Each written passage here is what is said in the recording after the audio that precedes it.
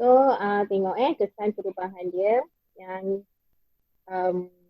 dia ada dua lah. Untuk fotosintesis berlaku, memang memerlukan cahaya.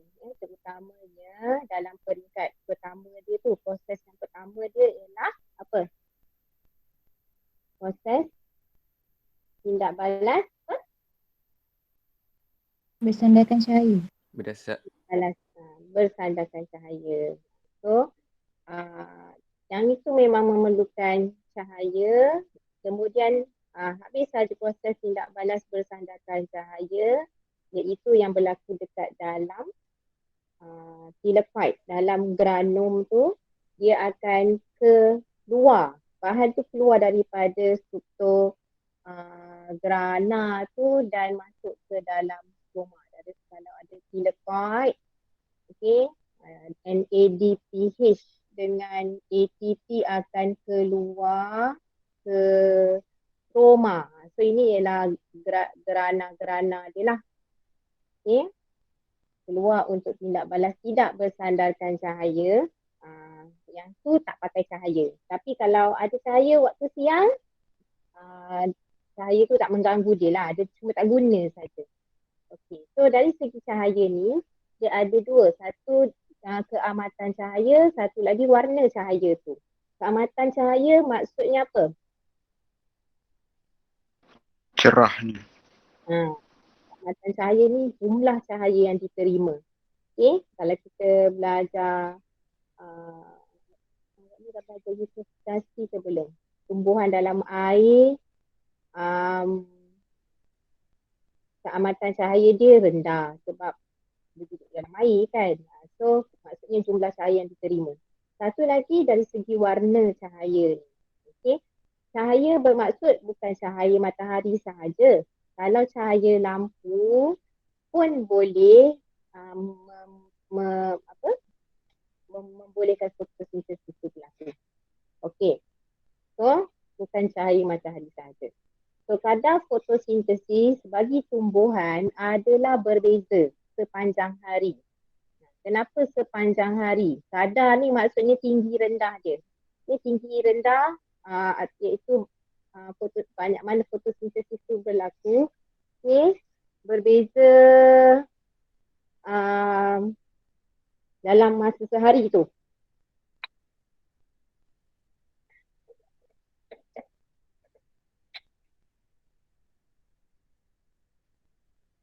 Okey, sebab apa?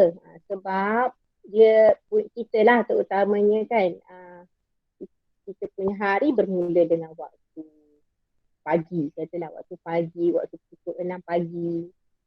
Waktu tu gelap lagi, cahaya matahari tu tak muncul lagi. Okey, so waktu tu kadar dia rendah lah. Okey.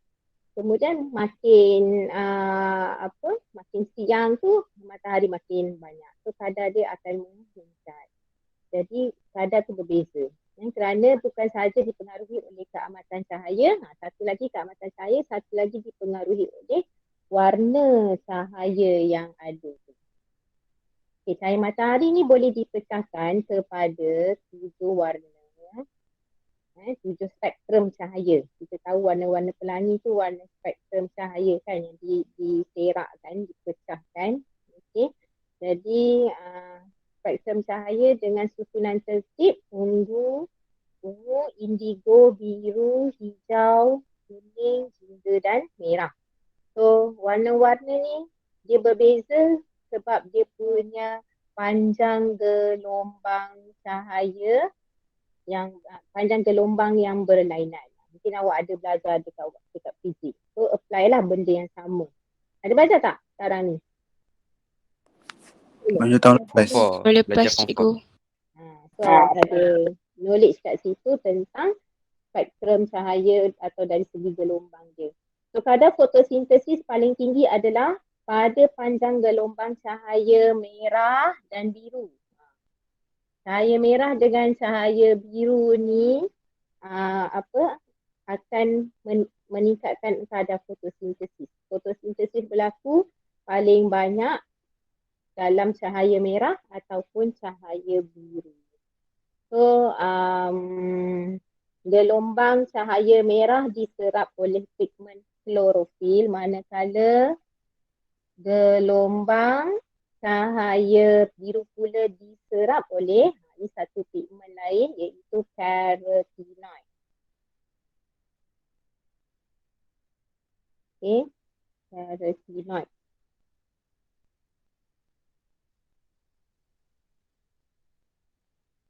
Sebelum dipindahkan kepada klorofil. So, kita belajar sebelum ni pigmen klorofil dan serap cahaya ni. Tapi sebenarnya tumbuh-tumbuhan ni dia bukan ada satu pigmen saja. Dia ada banyak pigmen yang lain juga. Contohnya pigmen carotenoid. Macam mana rupa pigmen carotenoid ni? Warna apa pigmen carotenoid? Hijau. Klorofil hijau. So kat sini contohnya warna merah Kuning. disebabkan oleh pigmen antosianin. Ni pigmen merah. Warna merah. Kuning, oren pula ialah pigmen carotenoid. Okay.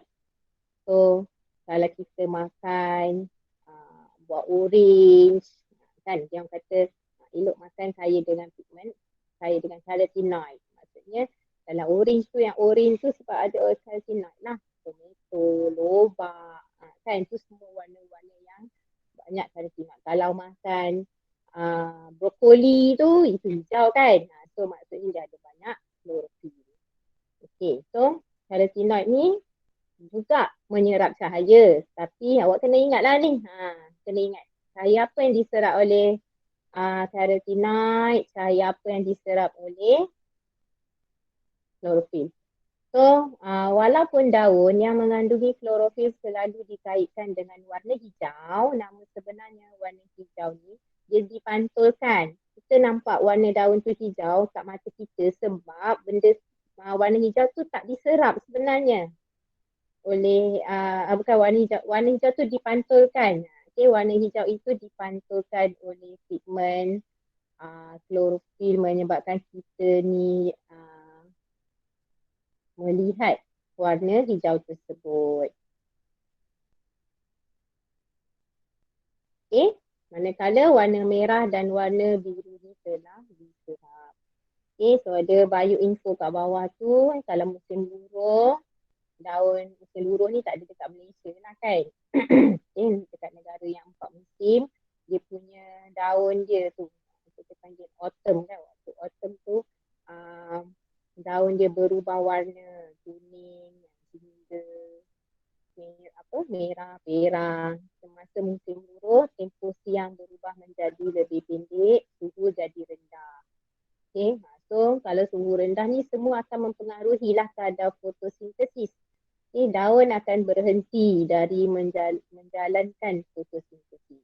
Pigmen klorofil mengurai menyebabkan warna hijau menghilang dan digantikan dengan warna-warna lain yang datangnya dari pigmen selain warna hijau. Okay, so contoh-contoh. Warna merah. Contoh-contoh yang tadi lah yang kita bacakan tadi.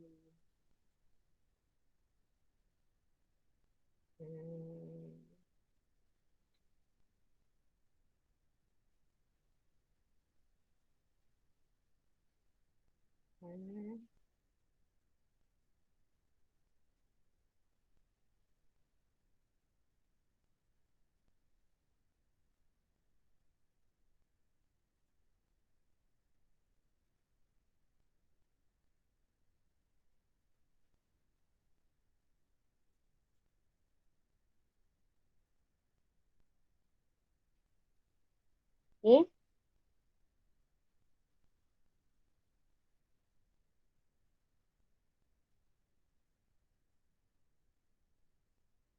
Awak nampak apa ya sekarang? Nampak awak duduk dalam modul lah.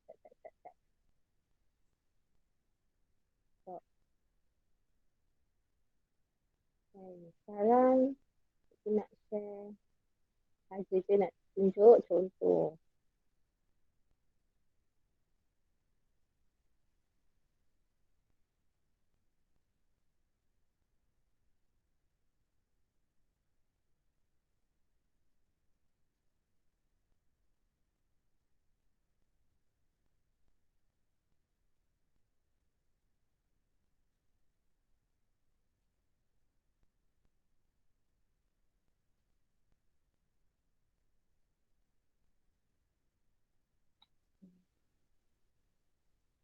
Eh.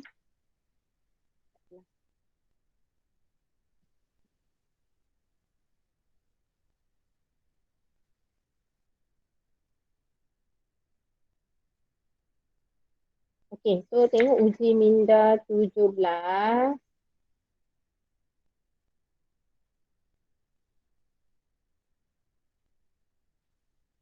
Yang ni eksperimen yang dijalankan untuk mengkaji kadar fotosintesis tumbuhan Gilodia spesies apabila didedahkan dengan 3 warna cahaya mentol.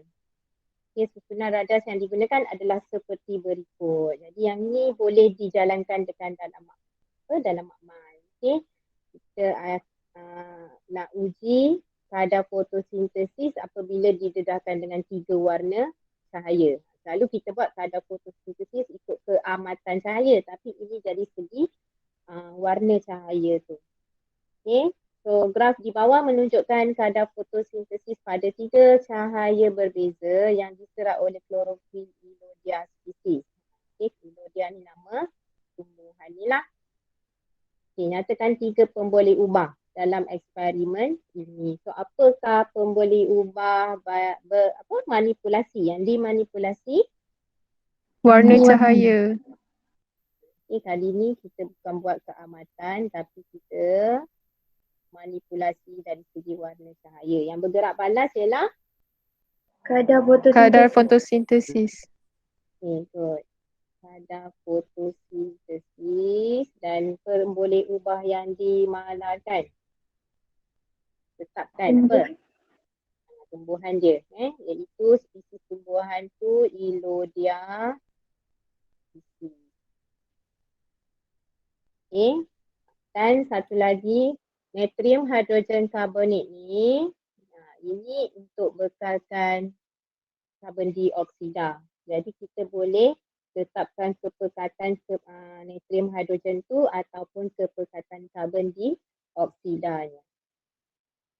Tetapkan kepekatan dia.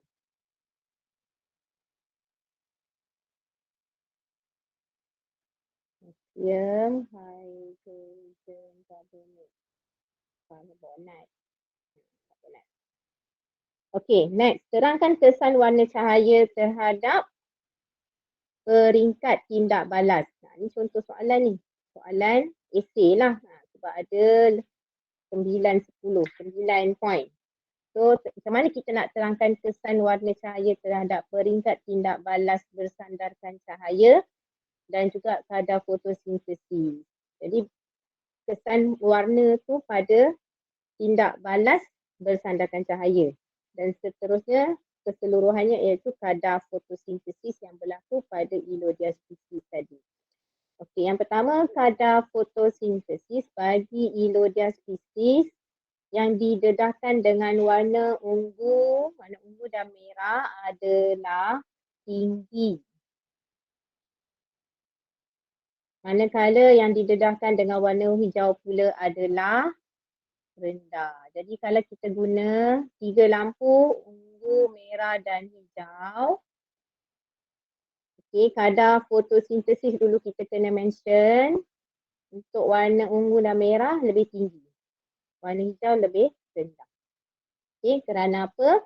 Kerana pigmen klorofil sebenarnya dia serap warna ungu dan merah tapi dia pantulkan yang hijau tu kan. Jadi lebih banyak fotolisis air. Kena ingat balik dalam tindak balas bersandarkan cahaya ada proses fotolisis. Okay, fotolisis iaitu molekul air dipecahkan kepada ion hidrogen dan ion hidroksida.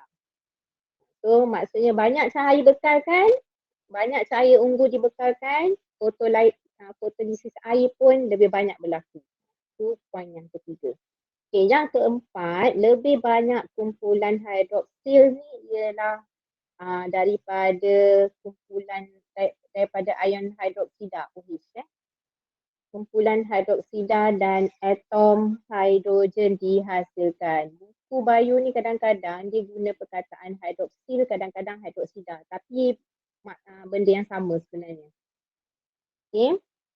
Lebih banyak kumpulan hidroksil dan atom hidrogen dihasilkan. Okay, apa dia atom hidrogen ni? Yang ini ni yang diangkut oleh NADPH. NADP bergabung dengan ion hidrogen kan? Bergabung dengan elektron dan hidrogen tu. So sebenarnya ada atom hidrogen dekat dalam NADPH. Okay, lebih banyak oksigen iaitu kalau dalam eksperimen dekat atas ni sebenarnya kita tengok gelembung udara ni terhasil. Maksudnya oksigen dibebaskan. Fotosintesis berlaku dekat dalam daun ni. So dia hasilkan oksigen. Oksigen tu akan keluar dalam bentuk gelembung udara. Okay.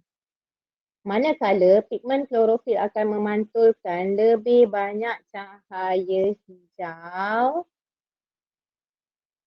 dan ataupun menyerap sedikit cahaya sahaja untuk lampu hijau. Lampu hijau ni dia tak menyebabkan fotosintesis itu berlaku. Okay, lebih rendah fotolisis air berlaku untuk cahaya hijau ni.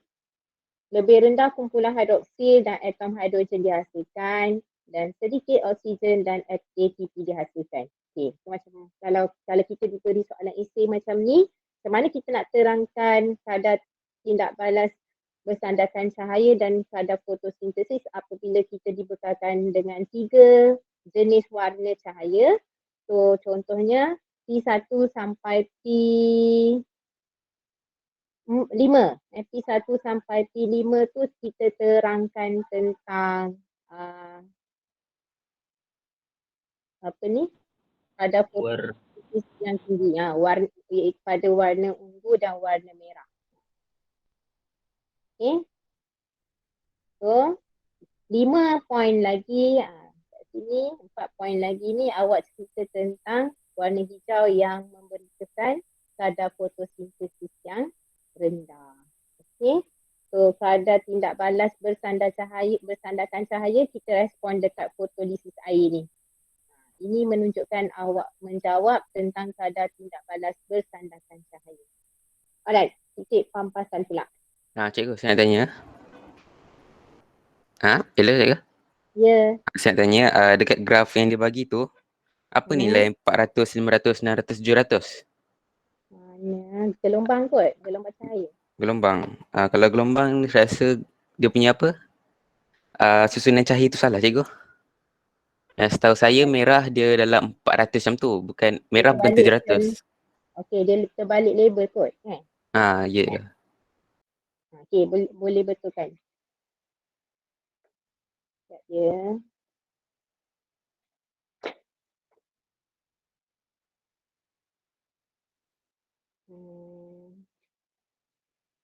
Dia yang depan tu sebenarnya kalau dekat dalam buku teks sama je.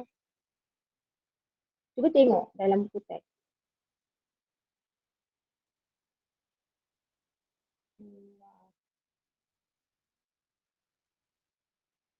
Betul ke? Dalam buku teks muka surat 50 depan tu warna purple. 350, 400, 450 tu warna purple. Belakang tu baru warna merah. Nanti cek balik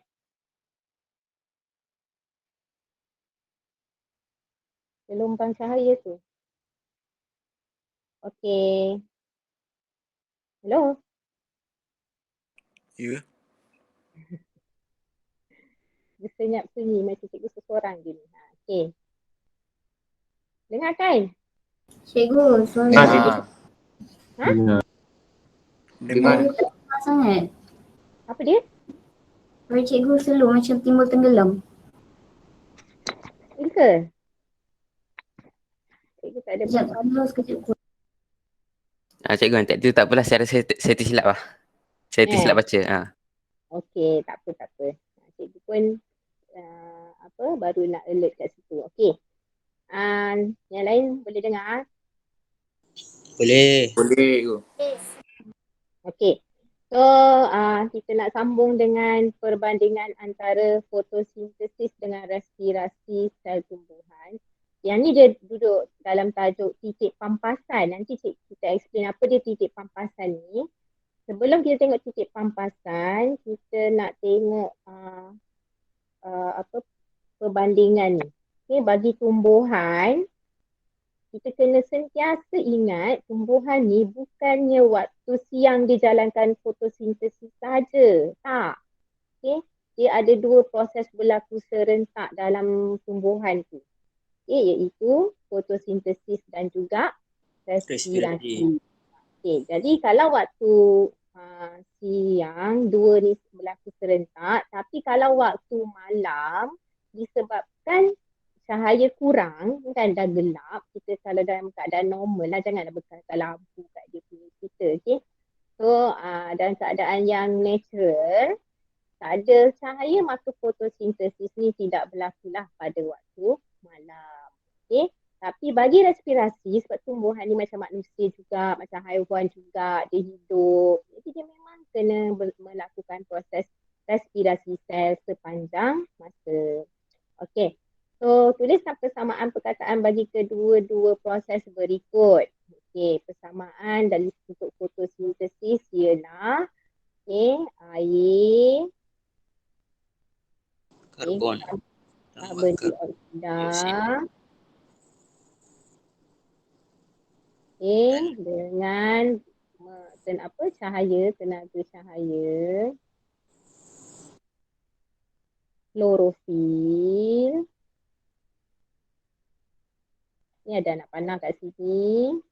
Menghasilkan glukosa Dan oksigen. dan air satu lagi. Okey. Tu untuk persamaan proses fotosintesis, persamaan perkataan, kena tulis perkataan. Okey, next ialah respirasi pula. Okey, tengok respirasi. Respirasi ni dia terbalik dengan oksigen ni lah. Dengan fotosintesis ni, iaitu dia guna yang ini, glukosa. Awak dah belajar respirasi ke belum? Dah. Tahun lepas.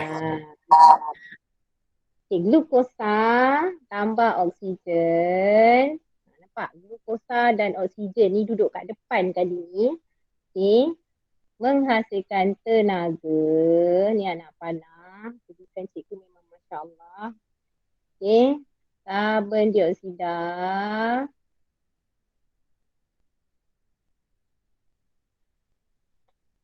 Dan air. Okay. Jadi proses ni kalau kita tengok ada bahan mentah yang dekat sini.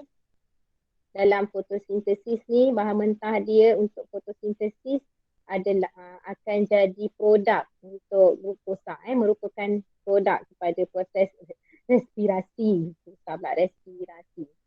Okey, so kita nak tengok persamaan antara kedua-dua proses ni yang berlaku dalam tumbuhan lah. Janganlah kita compare dengan haiwan pula. Okey, untuk persamaan, kedua-dua proses berlaku dalam organel. Dekat organel. Apa dia organel ni? Kalau kita ingat baliklah, sel tumbuhan ada nukleus, ada kloroplas kan. So organelnya ialah kloroplas dan mitokondria lah kan. Tapi kita sebut secara umum dulu berlaku dalam organel dalam sel tumbuhan. Okey, kemudian kedua-dua proses ni melibatkan pengambilan dan pembebasan gas. Jadi dalam sel tumbuhan ni sekarang ada kloroplas. Okey, ada kloroplas ni dan juga ada mitokondria. Kena ingat macam tu.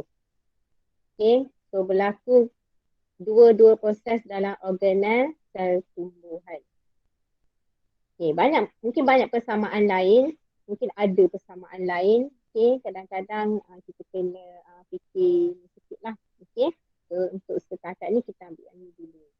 Okey, kemudian untuk perbezaan pula, yang pertama sekali kita nak bezakan fotosintesis ni ialah organisma yang jalankan fotosintesis. Organisma yang terlibat hanya tumbuhan hijau dan juga bakteria. Kita ada bakteria fotosintetik. iaitu bakteria yang menjalankan fotosintesis. Contohnya ialah cyanobacteria. Bakteria warna hijau, ada klorofil juga.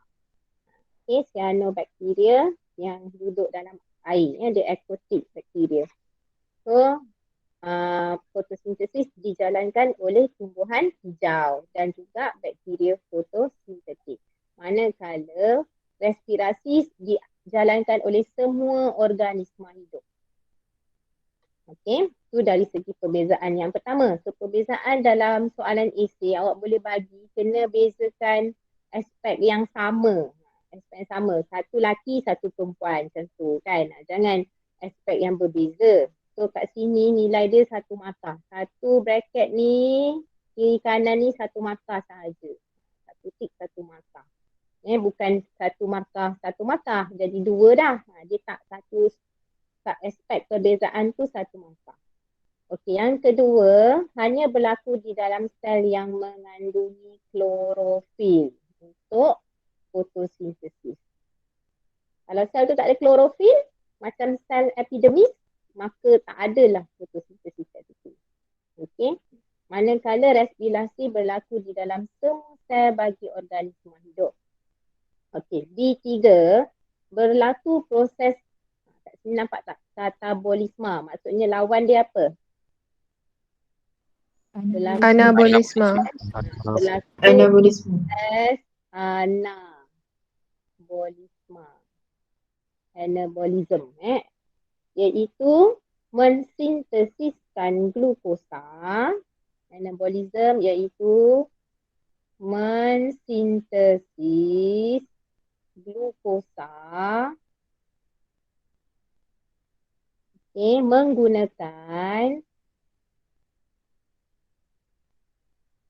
menggunakan karbon dioksida dan air. Okay, so kalau kita ingat balik, anabolism ni ialah proses proses mensintesiskan molekul yang kompleks daripada molekul yang ringkas. Daripada molekul yang ringkas berlawanan dengan katabolism. Katabolism ni pecahkan. Dia menguraikan molekul yang kompleks. Contohnya glukosa ni kategori kompleks lah dalam bahagian ni. Okey, dia uraikan glukosa untuk hasilkan tenaga. Itu ialah katabolism. Menghuraikan molekul yang kompleks kepada bentuk yang ringkas. Tapi yang anabolism ni mensintesiskan ni maksudnya menghasilkan molekul yang kompleks iaitu glukosa daripada molekul yang ringkas iaitu karbon dioksida dan air. Okey. Okay, perbezaan yang keempat, tapak tindak balas berlaku dalam kloroplas. Manakala tapak tindak balas bagi respirasi berlaku dalam mitokondria. Okay, boleh Ni mitokondria dan kloroplas. B5, bahan untuk bertindak balas ialah gas karbon dioksida dan air.